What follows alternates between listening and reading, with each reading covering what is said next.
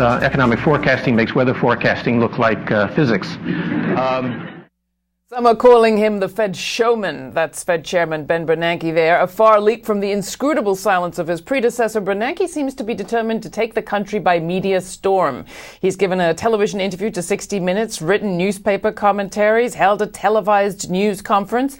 And on Sunday, Mr. Bernanke participated there in a 1-hour town hall-style forum organized and moderated by Jim Lehrer of the NewsHour on PBS. What's the point of all this, and will it help our economy? To answer that and to tell us about an important proposal that just might help people, Dean Baker, Center for Economic Policy and Research and author of Plunder and Blunder, The Rise and Fall of the Bubble Economy. Well, Dean, what do you make of it? From the inscrutable Greenspan, we now have Bernanke. What's the scoop?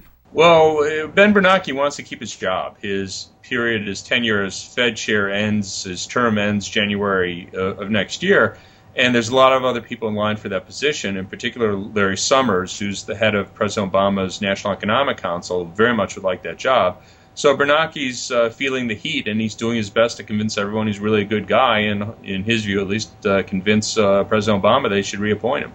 Let's play a clip. On Sunday, he said that he had engineered the central bank's controversial actions over the last few months, in part because otherwise there would have been another Great Depression, and he didn't want to be the Fed chair that oversaw a second depression. Take a look. Nothing made me more frustrated, more angry than having to intervene, particularly in a couple of cases where taking wild bets had forced these companies close to bankruptcy. There's nothing made me angrier than having to do that. Why do we do it? Because if that company had collapsed in the middle of a crisis, it could have brought everything down. We had to do it. What do you think, Dean? Let's step back a second. Why are we here? We're here because Ben Bernanke, and certainly Alan Greenspan shares more blame than Ben Bernanke, but Ben Bernanke was a member of the Board of Governors during this period, decided that the housing bubble was no big deal. So many of us were out there saying, look, you have a really big housing bubble. It's going to crash. It's going to create really big problems when it does. Ben Bernanke was one of those people, and one of those people very influential as a member of the Board of Governors and subsequently, of course, chair, said, no, there's no problem in the housing market. Everything's fine. Then when it did start to collapse, he said, oh, no big deal. It's contained to the subprime market. So he had a long history of ignoring the problems. Now, he eventually did come around and say, yes, we have a really big problem here. In fact, he said we had a huge problem, and he threw money at the situation. It was probably right in the sense that we didn't want to see another Great Depression, as he said. But I would have liked to seen a lot more done to rein in the banks. He was upset at them and made him sick in the stomach and all that. But the fact is, those people are walking away with huge amounts of money, paying themselves huge bonuses, whereas the rest of the country is looking at 10% unemployment. But he said but predicting the markets is more difficult than predicting the weather. Well, some of us, I guess, are better than others, and maybe we need someone who's able to do it there. The prospect of Larry Summers as Fed chair, I've got to just ask you to play that out. What would it mean for us, do you think? I don't know if we'd see very different policies with Larry Summers than what we've seen with Bernanke or, for that matter, Greenspan. I mean, they agreed on an awful lot of things through the 90s into this decade.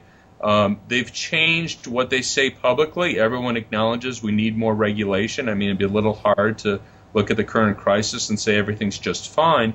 But as a practical matter, I don't know if there's an awful lot of difference between the policies that we would see with a Greenspan, a Summers, a Bernanke. I see much more continuity than difference. Now, Bernanke's media trip seems to be putting the focus back on on fiscal policy, financial policy, the policies of the bank. What about economic policy? Is there a danger that it's overshadowing things like, well, last week's decision to shelve the latest consumer protection legislation, things like that? Well, we're going to have to do a lot in terms of regulatory policy, and unfortunately that has always been kind of a backwater, because once you start talking about regulating financial products, this is an area that loses most people. It's not exciting stuff. What's happened is the banks have decided to make a full court press in opposition to any sort of serious regulation, and at the end of the day, my guess is we probably will see something, but I worry they'll be very successful in watering it down, so whatever ends up coming through just will not be very effective. Healthcare, of course, a big priority. What are your biggest concerns there in terms of keeping our eyes on the ball? Well, to my mind, what's really got to be front and center there is a good public plan that can compete effectively with the private sector, that could be aggressive in pushing down costs and really is allowed, it's open to as many people as possible, so it is a big plan. The other part of the story is kind of this curveball that President Obama threw in late in the game, where he's saying he wants to have a commission to deal with Medicare costs. Now, in principle, that's a reasonable proposal in the sense that we do have to constrain costs, that we have to make sure that the things we're paying for through Medicare make sense medically. But on the other hand, the fact that he's talking about this in respect to Medicare, but not more generally, in other words, if we want to make sure that our money goes for good medicine and not just for some crazy thing that's going into the pockets of a drug company or a medical supplier, we should be doing that for across the board, not just for the Medicare beneficiaries. So I am a little concerned about that this might be a way of preventing people on Medicare from getting treatment, getting care that they really need. Your colleague Paul Krugman writes that the Blue Dog Democrats who seem to be stonewalling on the public option just simply don't get it. Do you think they will have the damaging effect people fear? Well, the damaging effect I think that many of them fear is that it actually will reduce cost and will actually be real competition for private insurers. Many of the Blue Dogs, I think in fact most of them, get large campaign contributions from the insurance industry, which raises obvious questions.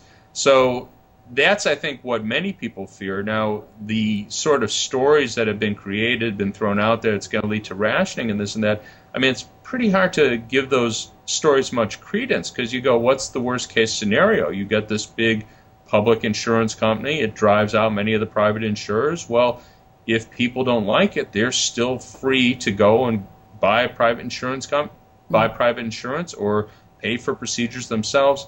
This idea that somehow we'll have rationing in the sense that, I need some important care, someone in my family needs some important care, and I want to pay for it, but the government won't let me. No one's talking about anything that could bring about that result. So I'm not really clear what the bad story is supposed to be with the case of the public plan, except that the insurance industry and the providers will have much lower profits. Now, finally, CPR, your organization, recently reissued a report that you'd authored a while back about the right to rent. It's a policy you think really could make a difference. It's making progress. Is it through the White House? What chance is there that we could see this proposal come into effect, and what difference would it make for us? Well, the basic proposal is that people who are facing foreclosure would have the option to stay in their home as renters, paying the market rent for a substantial period of time, 5 years, 10 years. I mean, obviously that could somewhat vary. But the point is that it would give people real security in their home. So even if they couldn't afford to meet the mortgage payment, they would be able to stay there if they liked the home, the neighborhood, the school for their kids. They would be able to stay there as long as they could pay the market rent. Banks will be much less likely to foreclose on a property if they know that it might result in them being landlords for a substantial period of time, 7 years, 10 years. This gives them a real incentive to try to modify the mortgage in a way that allows the homeowner to stay in their home as an owner. So I think it's actually the best way to promote mortgage modifications. So what's the prospect? Well, it's not a secret that the mortgage modification plans to date have not worked very well. We've had 3 rounds of them, the first beginning with President Bush back in 2007. Congress passed a bill the summer of last year. And then, of course, President Obama's proposals that he laid out in February. But through this all, the foreclosure rate has continued to rise, and we had a record foreclosure rate in the second quarter of this year. As a result of that, there is a renewed interest in looking at alternatives, and I know that the White House, the Treasury, are looking at this right-to-rent proposal. Senator Schumer, Finance Committee, not someone I think of as an ally in this, but he said that this is getting serious consideration and something worth considering. So I think it's in the mix. I mean, the banks clearly would not be happy if it goes through, but at the end of the day, my guess is they could probably live with it. And if you really want to do something to help millions of people very quickly, you're very hard-pressed to find something that would have as much impact as this right-to-rent rule. Is there something viewers can do very quickly, Dean? Absolutely. I mean, if Congress were to pass it, they would just change the rules on foreclosure beginning the next week, or whatever date they want to put on that. So in principle, it could very quickly take effect and have a real impact.